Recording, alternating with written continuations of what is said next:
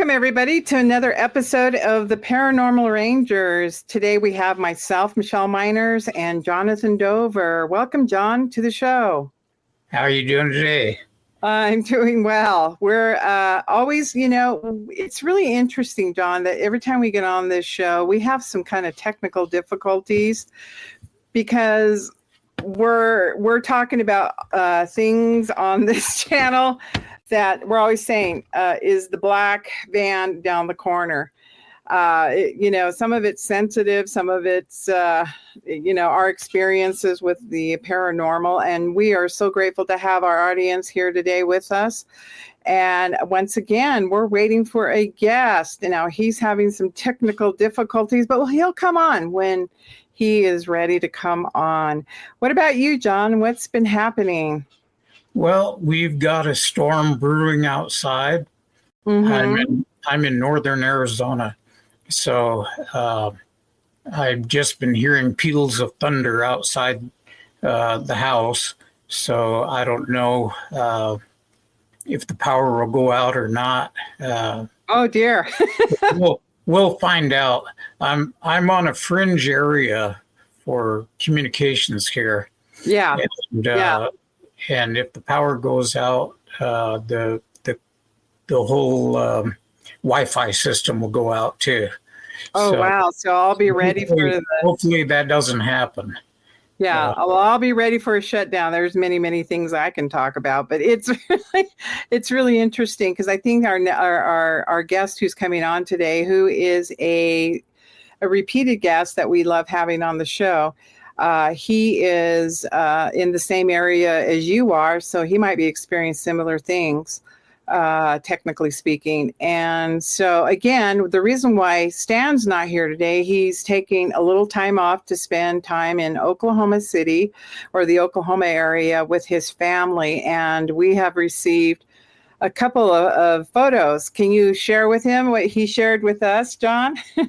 Yeah, he was sitting on a Harley Davidson motorcycle, and I mentioned to him that now you can be a tribal council delegate, as most of the council delegates all drive Harley Davidsons. So it was kind of an inside joke. He just laughed about it. Yeah. So our guest is trying to get on in our backstage, he says, but I'm not seeing any. He's not back there in the moment. John, could you send him over a link in his email? I'll try. Give me a minute. He's sending an image. Oh, okay. He's on. He's just trying to. Okay, John is sending the link. So give us a minute, audience. Thank you for being so patient. It's been really an interesting week for all of us. The time and the world is conversing around us. And I have had the opportunity to speak with the gentleman this last week and a half. And I can't name this gentleman, but it's really interesting, some of the things we investigate as members of the Paranormal Rangers. And one of the things is he submitted some very interesting photos of his encounters with the extraterrestrial beings that show up on his camera. And because he has never had these experiences before, he is wondering why this is happening in his life. And I'm sure some of you have had experiences in the extraterrestrial way.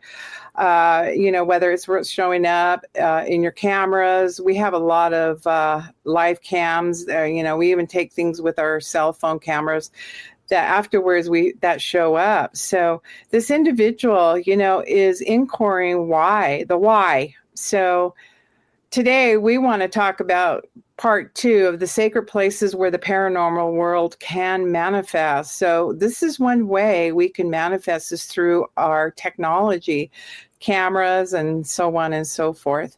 And, would love to hear from our audience. If anybody out there has had any experiences with that, capturing something that they want explained. Your thoughts, John? Well, as you know, sometimes cameras can and can't see certain things. I've done investigations where people have seen orbs or UFOs and to photograph them with their cell phones or video them, and nothing would show up in the viewfinder. And he actually recorded stuff that basically looked like a blank screen, just dark at night with no object showing. And yet we have people that get what do they call those electronic voice recordings, Yes. EVP, and they're able to pick up things on recording devices that we cannot perceive. And there's voices there, and they're actually saying stuff and actually interacting with the people that are asking questions. So there's a lot that goes on that we just don't understand. We just don't have the technology or the learning yet to understand how a lot of that works.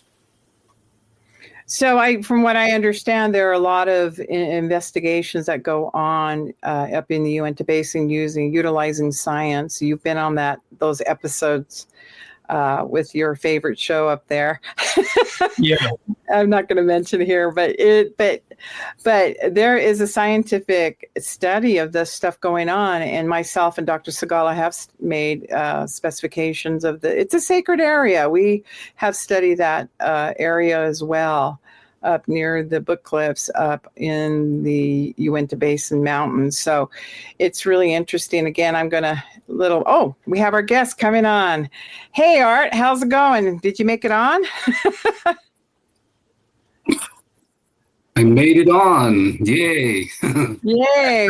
We really enjoy having you on the show from time to time. It helps us understand the medicine way of our extraterrestrial world that we all live in. So today's show is Sacred Places Where the Paranormal World Can Manifest, Part 2. Now, John and I spoke last week, and it was like almost the tip of the sword. We couldn't get enough information out there with some of the experiences we've had, and we'd like to, have you comment on that particular title.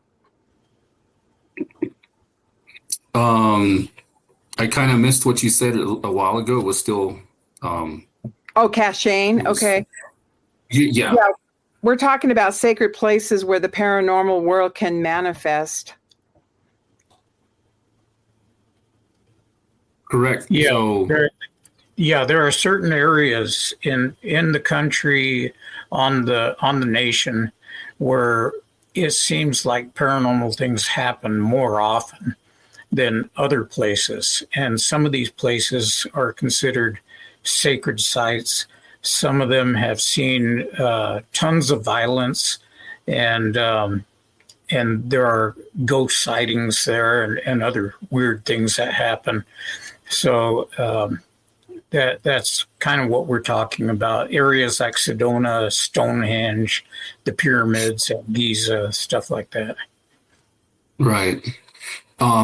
So I don't know if the Stonehenge is sacred, but that is one of the areas I think that they've had a lot of paranormal activity.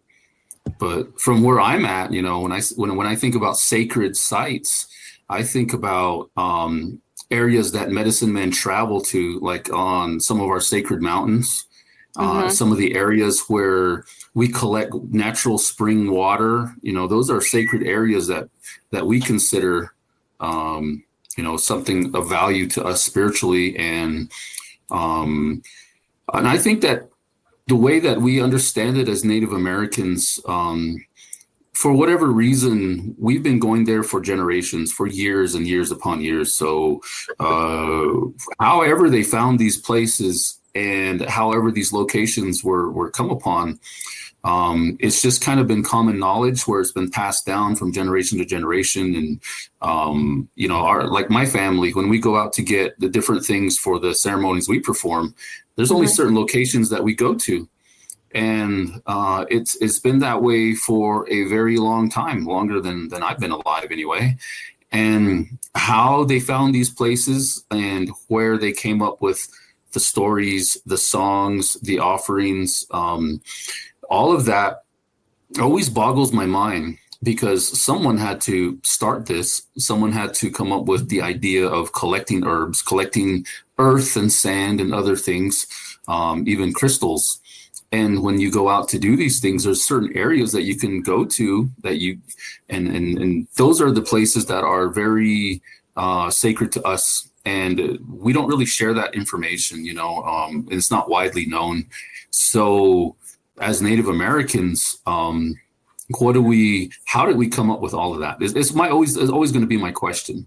And I think about that a lot, because the history that we have and some of the things that we got going on here, in the reality that we live in now, or the time that we live in now, is very different than those time periods where it seemed we were living a very, very traditional life.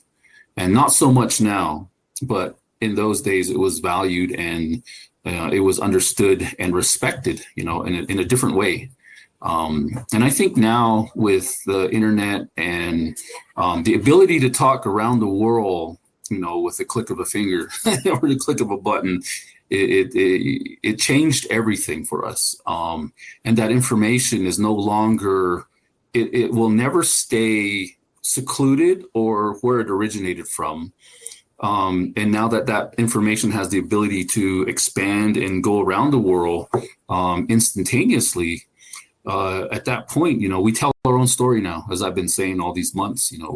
We have the ability to tell our story the way we want and however we want. But in the interest of sacred sites, there are a few I think I can mention that everyone goes to. Like our 4 sacred mountains, those are sacred sites.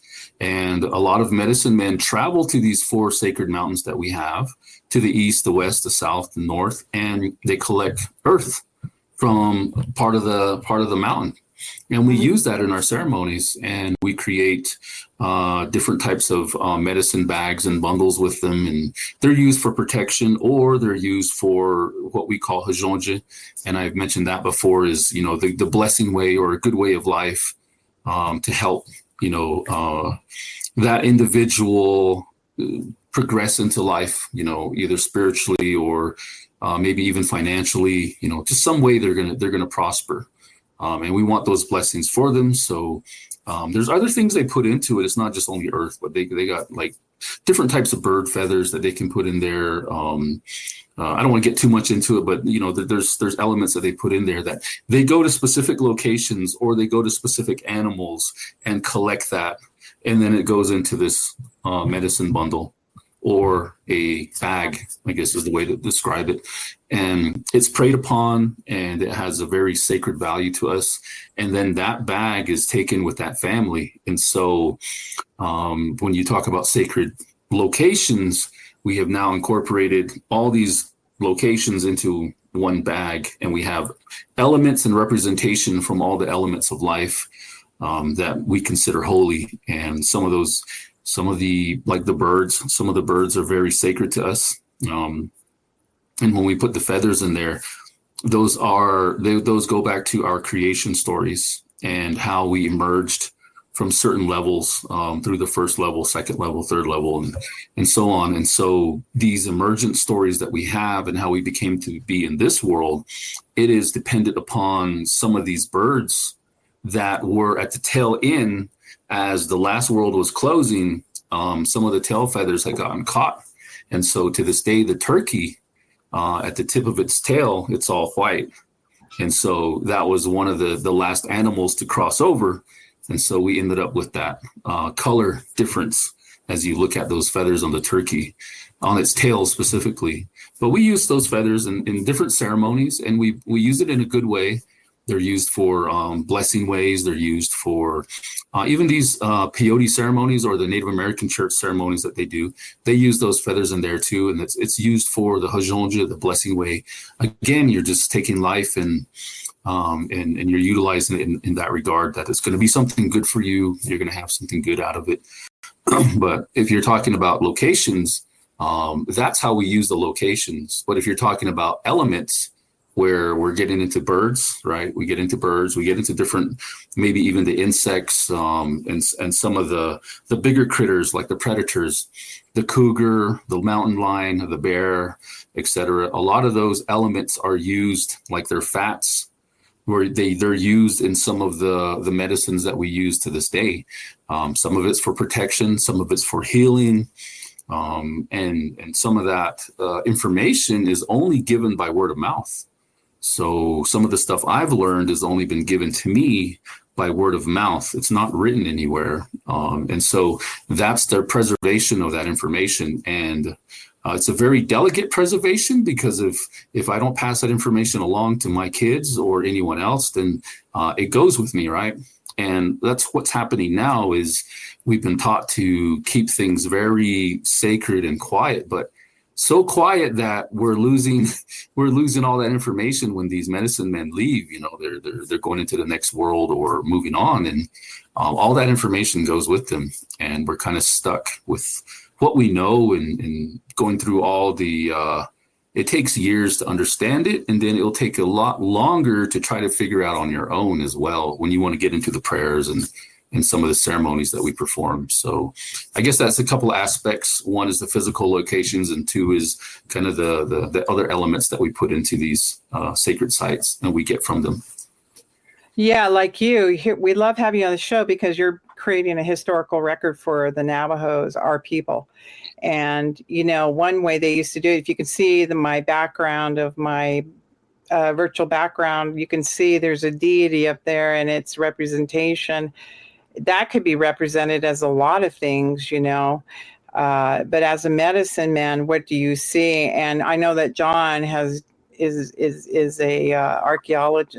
What do you call the archaeologist background? And so when you see something like that, how would you interpret that for the audience of my background that I have there currently? You can see it's a mirror image. It was taken by a very good friend of mine, Chris Bartell. So I kind of got to turn my head to look at it. Yeah, sorry. It may not be real clear, but it's like a man in a maze kind of thing. But there's like a tie between them, and that certainly looks like something of a deity god. You know, some people might interpret that as an ET presence. I mean, definitely the way that the shapes are carved in. They're very blocky, and I think that's what gives it that alien-like appearance. But you know, to me, it just represents water is life.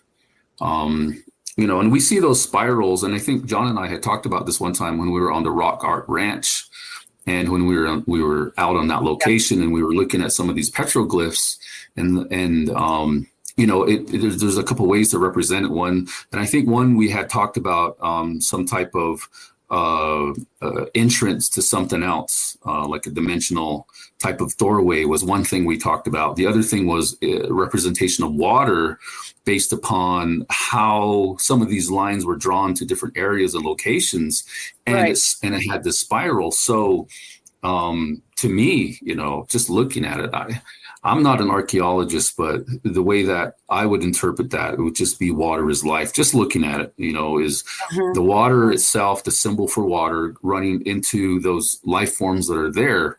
And we know that we're made of 70% water. And to me, that would be probably the simplest interpretation from what I can see, just looking at it. I gotta look at it sideways. But other than that, that's... That is something that is pretty cool, though. I'm glad you put that on your background. That's pretty interesting. I didn't even look at that. I thought it was a blanket. No. It was a photographic mirror image, an art form that a friend of mine that he has actually been galleried. He's taken photos in the Uinta Basin, and I think this is 9 Mile, a photograph of one of the petroglyphs he caught, and then he'll do a photographic mirror image of it, and it just comes out so beautiful of the environment that he's in, and he loves the Native American culture. John, any thoughts about what you see? Well, there's a lot of different archaeologists, and understand that they still do not know how to read these panels. Right. They're taking their best. We call it a swag, which stands for a scientific wild blank guess. And I like that. so, so anytime you're just taking a guess at something, you're making a swag, but it sounds more scientific. So what they're saying is that in some cases, the spiral, depending on which way it's going, can indicate that you need to go up or down to a water source.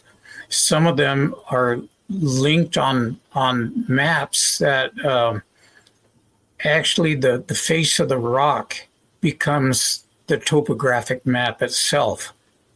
And if you knew the area, you could read it very easily. And it would tell you if you want water, go down into the canyon or go up on top of the canyon.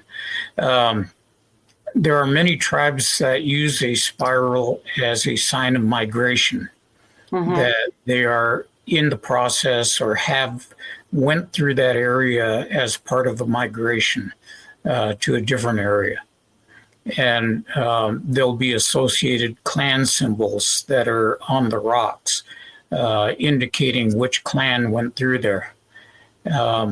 What I've done is, because of the frequency of having possible portals in that area, I've taken the liberty of saying that these are signs of portals, not necessarily right there, but pointing to the area where a portal can be found. And it hasn't been too far off the mark. So it could be any one or even all of these things, depending on what the context is. Or the tribe that's practicing. To me, if I looked at this as just being an amateur person, I would say there's a water, like he's coming out, like you said, through a multidimensional state, and then he's a deity god, maybe leading the people to a water source or to another, like a migration. We don't know. We don't have the interpretations. And 9 Mile is up in Utah, and just so everybody understands, that figure is a typical Fremont depiction of humanoid figures. And what you'll see is a lot of times they'll have 2 or even 3 fingers. And I've always associated any of these 3-fingered deities with holy people or with gods, because the natives, the Fremont included, were very, very specific about recording what they saw. And to put 3 fingers and 3 toes on some of these things, these are the photographers of their day. They're not going to put 5 fingers on just because we have 5 fingers. They're going to record it accurately. Well, it was interesting because there was a comment made that I believe that the time they have those spirals, same things in Ireland. We have somebody from Ireland similar. So this could have been a universal sign too to other indigenous cultures, not just to the Native Americans, but there might have been some trade between our countries, or between our land masses there, ocean masses as well. Oh, I think that trade routes in the past went all over the world. We know from Anasazi and Cliff Dweller ruins that there were domesticated turkeys, there were parrots that are only found in South America. In those structures, and there were obsidian that was being used that had a green hue to it, which you'll only find in Mexico. So these things were being traded along with shells, and so there had to have been trade routes going all over the place. But our modern science, we like to think of natives as the unga bunga bush beaters, that They were savages. They didn't have any language. They didn't. They were dumb cavemen types that just went ugh, ugh, ugh, and ran around in the bushes in no clothes. And they're finding out now. They've even got a site in Turkey that'll predate Göbekli Tepe, and they said 50,000 years ago. And yet, man, in North America, they're saying man didn't appear until 15,000 years ago. And John, yet, they're even saying now the San Clemente were there 130,000 years ago. right. So I think very slowly a lot of that knowledge is being eroded by facts. Yeah. And I think they're going to have to rewrite a lot of the history books and the curriculums. Well, it's like Art said, we're losing the ability to give those oral histories. And I'm so grateful that Art has studied the medicine, because we still need to hand that down. And I hope Art's sharing that with his family, if his children are willing to learn this. Like you said, it's a lifetime of learning. You don't learn everything. Right. That's exactly correct. And I think that in the interest of just, being a Native American and understanding, it's not complex the way we understand life, but it is very spiritual. And when you start talking about Mother Earth, and you start talking about, Father Sky, or, Grandpa Sun, and all these different terminologies that different tribes use, they all have different names for these very visual deities that we see every single day. And when I say deities, I mean, we look at it as Mother Earth as a god. She's one of the gods. We look at the sun as a father figure, or a grandfather figure, as a god. Even the sky, and even the darkness, we get out into the darkness at night, the universe as it is, the stars and the constellations, and then even the blackness, the darkness beyond the darkness. They all have different types of meaning and understanding, and the sacred sites that we have, the years and maybe a few centuries ago, before they were educated, they would go to the highest mountain peaks, and that's how they felt like they were communicating with the deities. Get closer to them, and this is why we go and get the sand from the top of the mountains, because that's the closest to God. We have stories about eagles that can fly on the 7 layers of wind. And when the eagle flies, it goes through different layers of wind. It can exist on the utmost outer part of where a human being cannot exist, when it goes up in altitude. And when it reaches that level, it just, I don't know how it's able to do it, but it doesn't freeze, and it doesn't need a lot of oxygen. But it can glide and use these what do they call them? Those heat. Thermal. Yeah, the thermal currents. That's exactly. And so when it gets to that level, for whatever reason, we understand that eagle to be very sacred to us, because it has that ability to get closer to the gods in that respect. And so when we utilize their feathers, that's one of the aspects, or one of the teachings that we have, is that's why you use that. Some of the other teachings go along with how well these birds, like some of the predatory birds, can kill. And they can take life and other things. They can hunt. And so when we use those feathers, we use them to get something we want in life. Because once a red-tailed hawk grabs onto something, it pretty much hangs on to it. It doesn't let it go. And so we use those feathers in that same regard, and we use it with that understanding that when we pray with them, we're actually going to capture something with it, and it's not going to be released easily. So we should be getting what we want out of it. It's kind of the backstory to it. So, and it just goes deeper and deeper. So I know we only have a few minutes on this show, and I wish I could tell the entire everything that I'm pretty sure people are going to be interested in. The viewers. Well, we're going to lock you behind a paywall for that one. That's right. That's right. That will be a special addition to the edition. Right. Arts medicine ways, we'll call it. Yeah.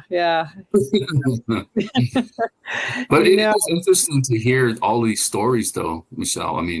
And I think that a lot of people out there can relate to it. It doesn't matter if they're non-Native American or Native American or just whoever they may be.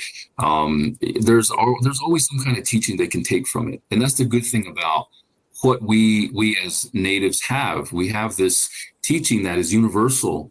And a lot of times what we understand is it's applied to how we preserve the earth, how we preserve our mind, we preserve our life, our well-being, our breath, the air that we breathe, and things like that. I mean, and everything that goes together with the prayers, the spirituality, it does have this huge, I guess it encumbers everything.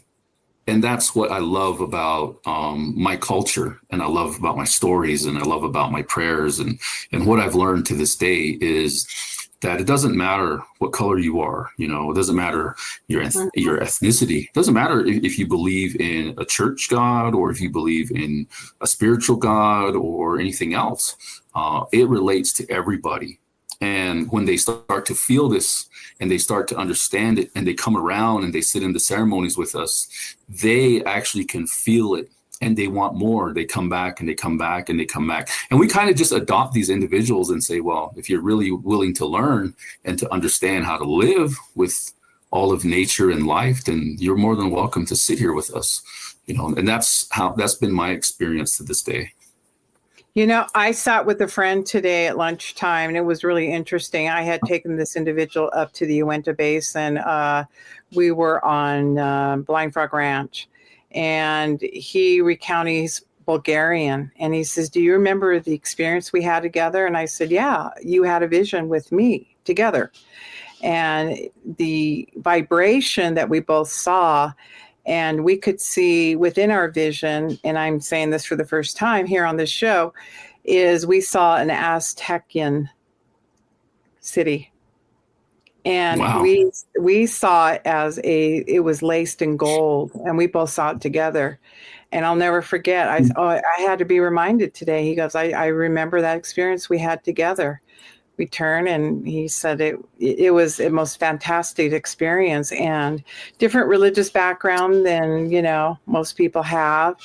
But this person came from Bulgaria, so sometimes we have those shared visions, to your point, that people of all walks of life can have these spiritual experiences in sacred places. Well, the thing for people is that we are spiritual beings. Mm-hmm. It was never meant for science to be just sciencey and to divorce everything else and say, well, spiritualism has no place in science. And so today, we have a lot of agnostics, we have a lot of atheists, we have just everybody that you can imagine, and yet man still has a yearning for this spiritual sense. It's like there's something in you that just reaches out to it and wants it because you realize it's missing.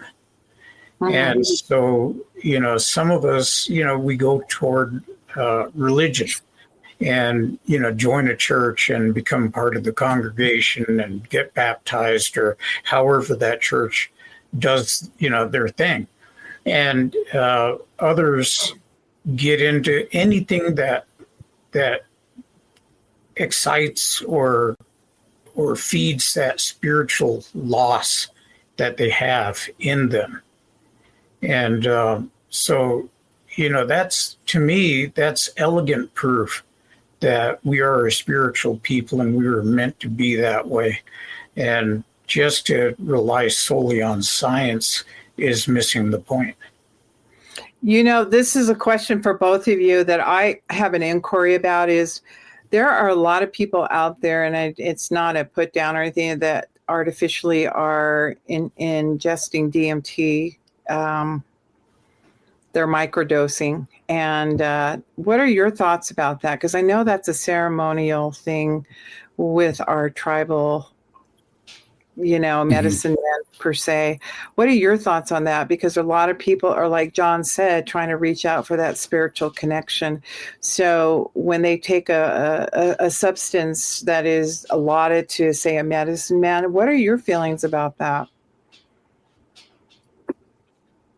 Art, So, let you handle you that know, one.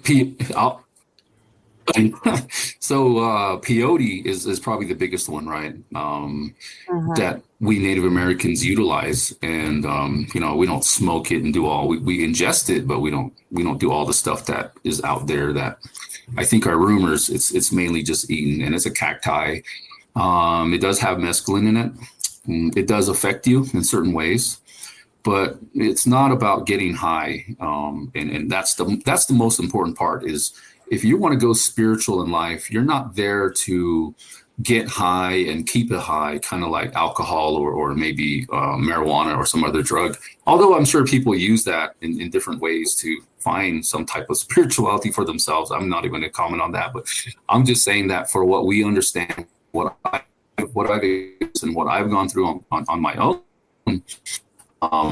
I've taken peyote to the point where I've seen a different world, and when that happened to me, the whole entire the plane changed. I was no longer in the area that I was at, and I ended up in a place that was completely purple. And I don't want to say purple haze, but it was completely purple, and that experience really scared me because I was not prepared to go that far with it.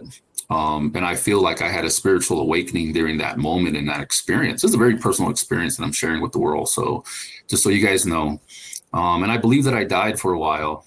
That I ended up in the hospital. I ended up in the ER, and I blacked out. I don't know if I blacked out or what, but I just know I wasn't there. Then I was somewhere else. And so when I came to, I had drooled on myself. I had used the restroom on myself, laying there, and nobody was tending to me. They're just kind of doctors were just looking at me, but they didn't really offer me any kind of care. And there was nobody in the room with me. So I don't know how long I was like that. It might have been, I think I was in there for like 4 hours, but for myself, it felt like 10 minutes.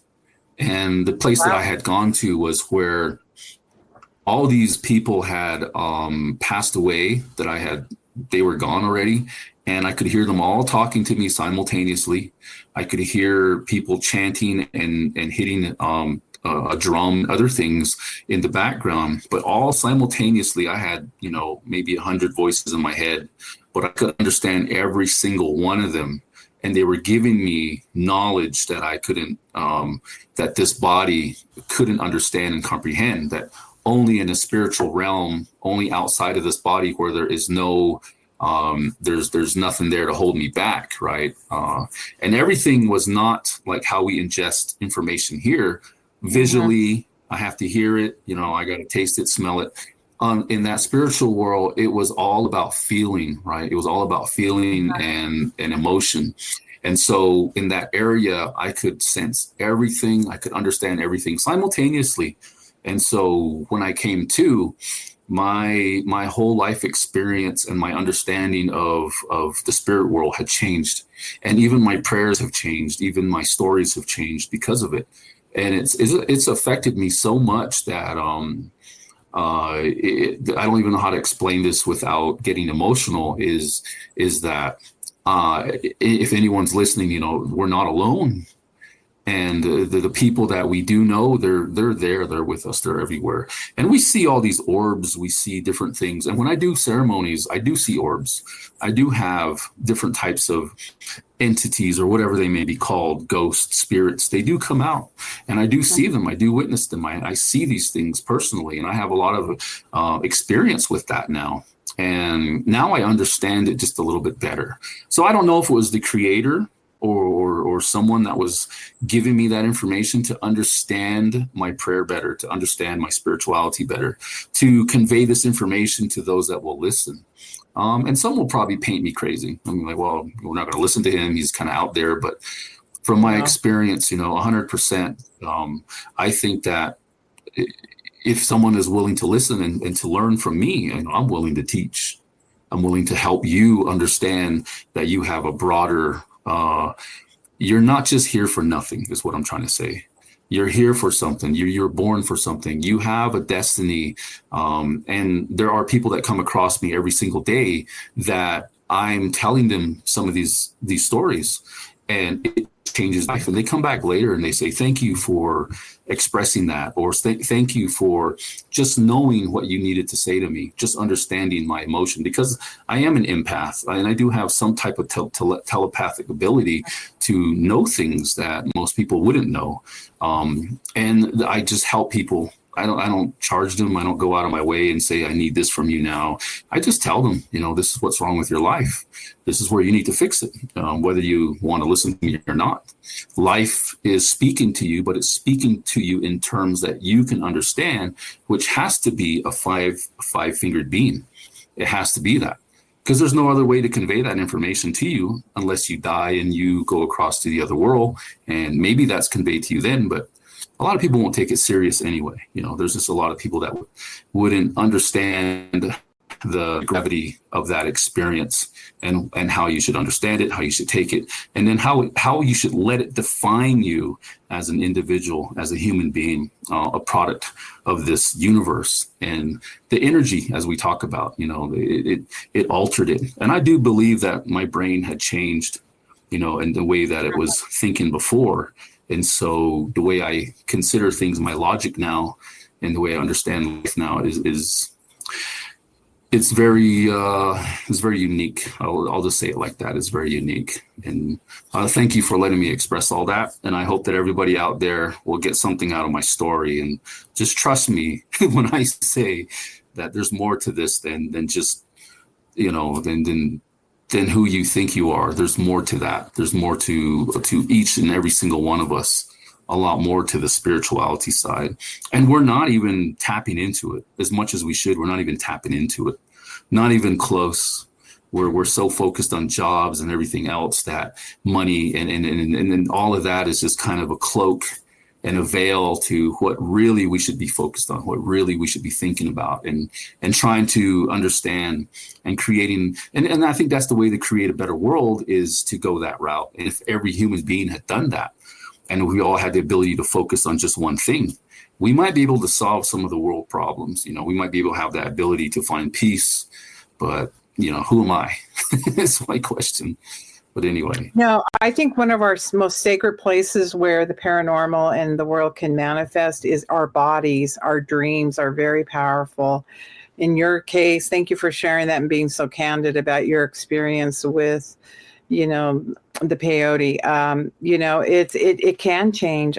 Dreams can change. I was having an interesting reminder. I'm having reminders. I call it the reminder week, where I had a dream where my father came to me in my dream. This is years and years ago. And he put me on top of a hill and he goes, look out to the horizon. And at first I thought, okay, he wants me to see a sunset or something, something very peaceful like that. He goes, no, and then he opened up his arms and he says, these are your people. There were thousands and thousands of Native Americans dressed in all the regalia. And I remember just waking up, just bawling my eyes out. And, we always like to make it that interpretation. Said, what does that mean? It's just that what it means is we're connected at all times to our ancestors. And that's a very sacred place to be. Like when you said the orbs show up or because one of the comments is about the orbs here. I recorded orbs here in Ireland. I like this Ireland guy because he's like coming from I lived in Ireland for a long time, and they are very, very sacred people.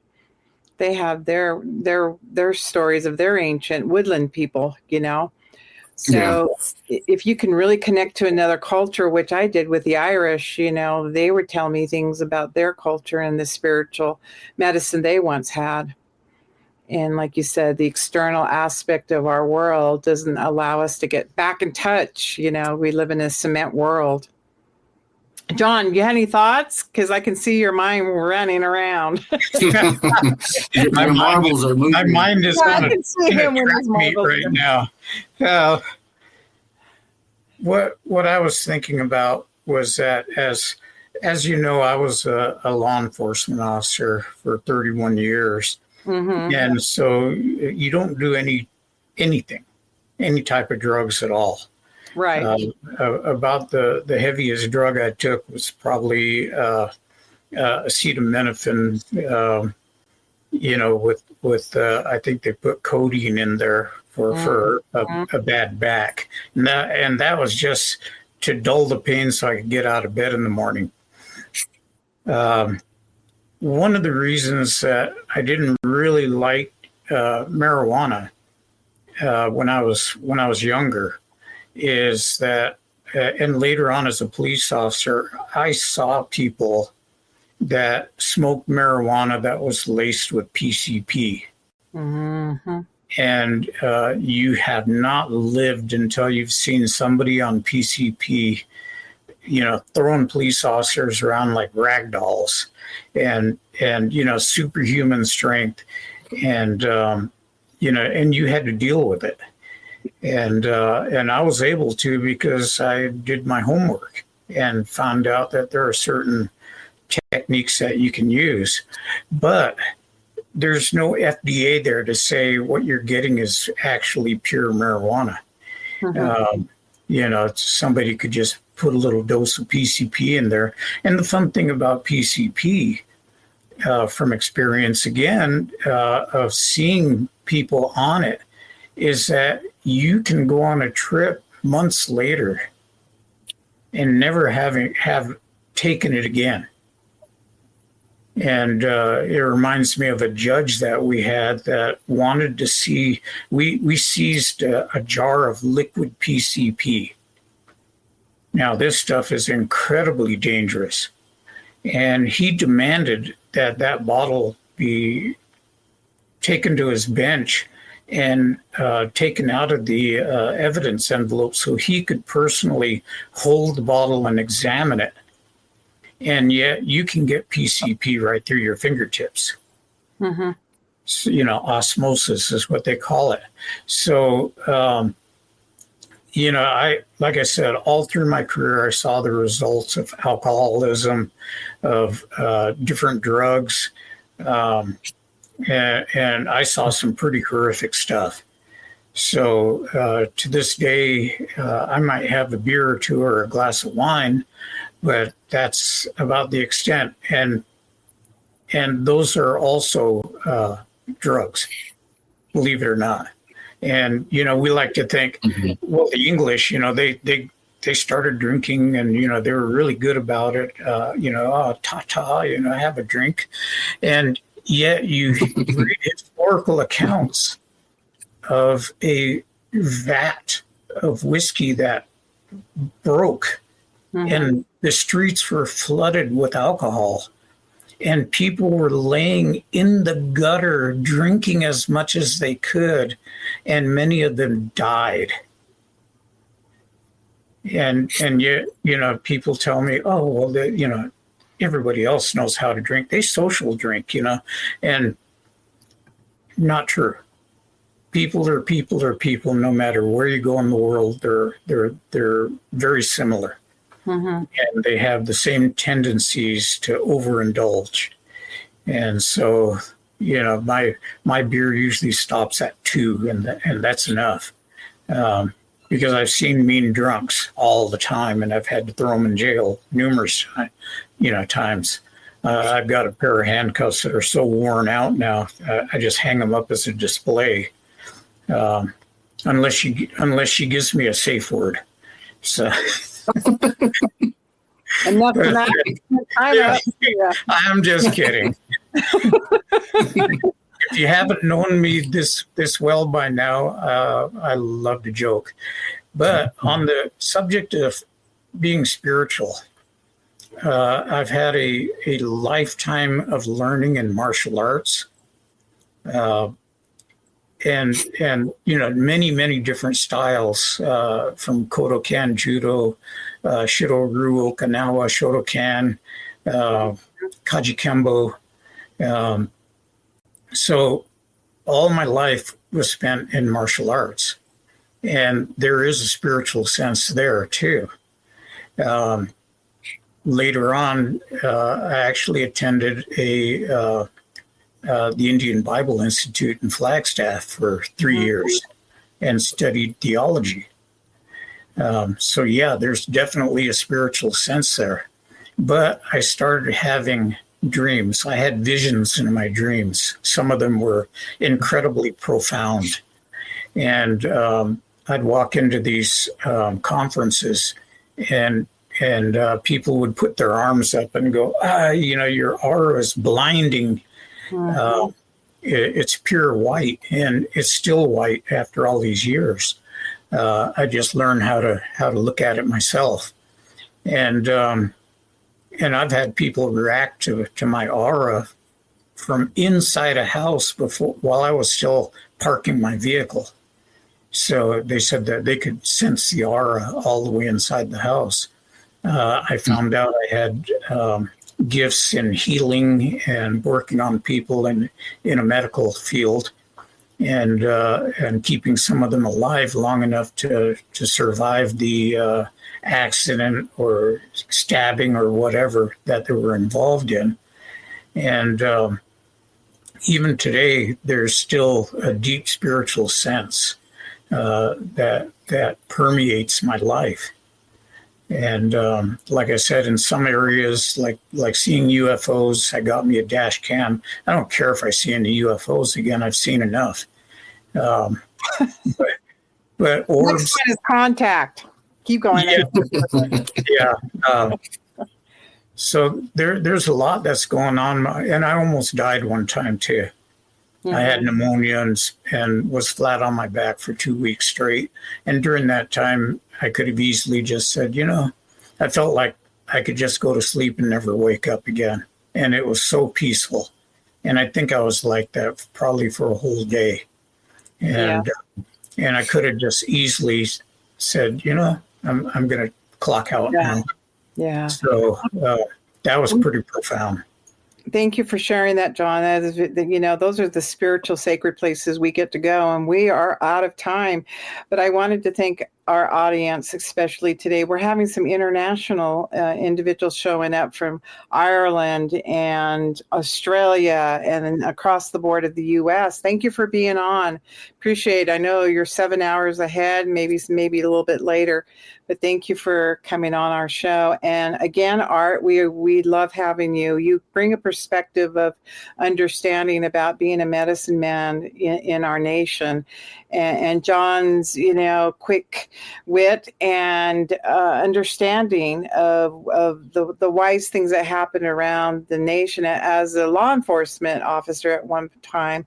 And, we put ourselves out to show that we are having these spiritual experiences and that we do interact sometimes with the beings. I mean, we have endless stories of us having these experiences throughout our lives. But again, thank you, everybody. Would you like to shut down, Jonathan, anything, or Art, anything you'd like to say?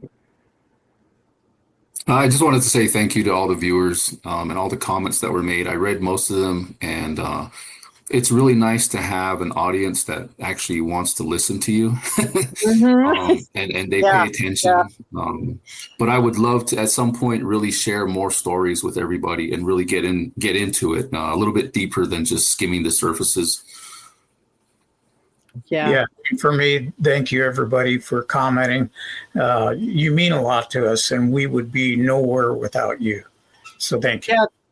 2026 is going to be an awesome year. We have something huge going to be coming up, but you guys will know more as the months go by, but it's in the works. So we'll let you know when it all happens. Thanks for being on our show. Take care, guys.